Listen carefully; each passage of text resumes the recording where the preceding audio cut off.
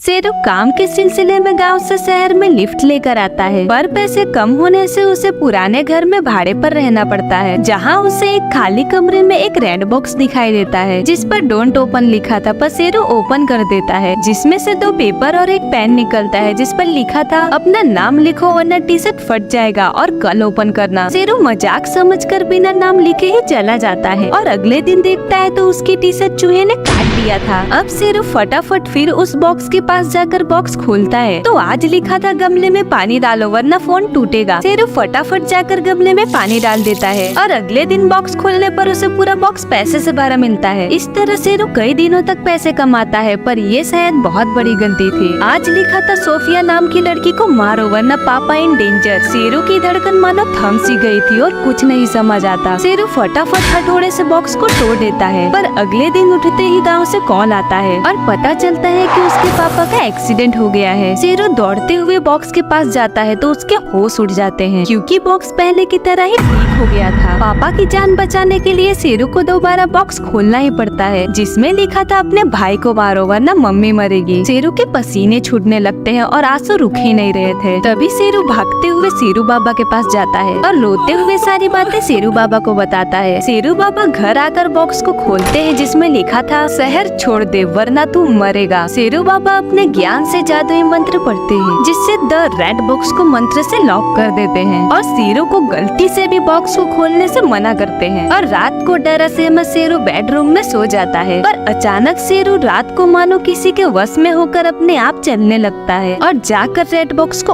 Open कर देता है। शेरू रोते हुए शेरू बाबा को फोन लगाता है, तब पता चलता है शेरू बाबा का घर गिरने से थोड़ी ही देर पहले मौत हो गई। शेरू को कुछ समझ नहीं आता और पागलों की तरह अपना बाल नोचने लगता है और तभी शेरू को बॉक्स के पास एक पेपर पड़ा दिखाई देता है जिसमें लिखा था रोज बॉक्स खोलना पड़ेगा वरना सब मरेंगे। शेरू को कुछ समझ नहीं आता और रोते हुए किचन में जाता है और बेचारा चाकू से खुद को ही मारने जा रहा था, पर अचानक वो डिसाइड करता है कि वो अपने मम्मी को बचाएगा और शेरू चीखते हुए शहर के रोड पर दौड़ने लगता है और तभी उसे वहीं से आता हुआ लोमरू दिखाई देता है। शेरू रोते हुए फुटपाथ पर पड़ी लकड़ी को उठाता है और पूरी ताकत लगाकर जोर से फेंकता है और सीधा लोमरू को लगता है और लोमरू गिर जाता है। शेरू जल्दी से रोते हुए लोमरू के स्कूटर को उठाता है और स्कूटर को फुल स्पीड में रोड पर भगाने लगता है जिससे कुछ समय में ही गांव के पास पहुंच जाता है, पर कंकड़ वाले रोड की वजह से स्कूटर का टायर फिसल जाता है और शेरू बहुत बुरी तरह रोड पर गिर जाता है। तभी बारिश होने के साथ शेरू बेहोश हो जाता है। थोड़ी देर में ही चिट्टू बाबा शेरू को ले जाते हुए दिखाई देते हैं और अपने आश्रम में जाकर बारिश में उसका इलाज करते हैं। कुछ देर में शेरू को होश आते ही चीखने लगता है। तब चिट्टू बाबा शेरू को सब कुछ बताते हैं कि शेरू बाबा ने मुझे कॉल करके रेड बॉक्स के बारे में बताया था और कहा था अगर मैं ना रहूं तो शेरू नाम के लड़के को ढूंढना। शेरू रोते हुए बताता है कि उसकी मम्मी की जान खतरे में है। तब चिट्टू बाबा एक जादुई लाल पाउडर शेरू को देते हैं जिसको बॉक्स पे डालते ही उसमें की आत्मा बाहर आ जाएगी, पर तुम्हें यहाँ लाना होगा तभी मैं उसको मार पाऊंगा। तो शेरू कहता है जब तक मैं जाऊंगा तब तक तो सुबह हो जाएगा। तब चिट्टू बाबा हजारों आत्मा को कैद की हुई शैतानी बाइक को निकालते हैं जिसको शेरू फुल स्पीड में चीखते हुए भगाता है और सिर्फ मिनटों में ही अपने घर पहुंच जाता है। शेरू फटाफट लाल पाउडर को बॉक्स पर डाल देता है। तभी शेरू चौंक जाता है क्योंकि उसमें से तेज रोशनी निकलती है और देखते ही देखते बॉक्स में से डरावनी हंसी के साथ चुड़ैल निकलती है